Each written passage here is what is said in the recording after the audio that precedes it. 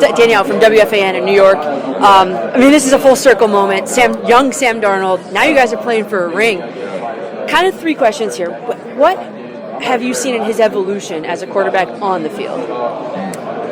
I would just say his trust in himself. I think we all go through this as young players, that we feel like we have to be perfect. We feel like we have to win the game. We feel like the game is on our backs. I was in that same position when I was younger, where because I was a first rounder, because I was highly paid and all these other things, I felt like it needed to be me to be on that field, making the sack, making the big play.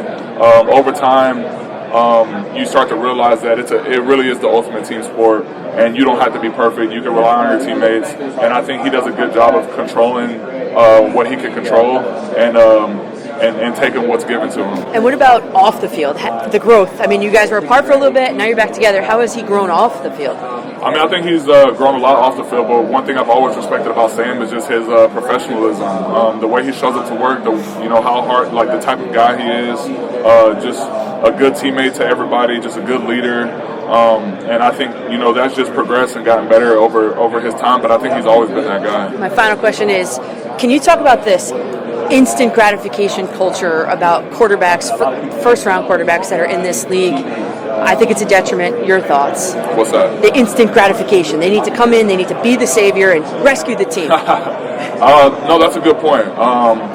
I've talked about that with other guys that I know that are first rounders that are non-quarterbacks, yeah. And how we have a little more room to grow into our role. Like defensive linemen, sometimes you're not going to come in and be a sack leader your first year. Right. It may take you 2 or 3 years to develop, and luckily for us, we have that time to develop.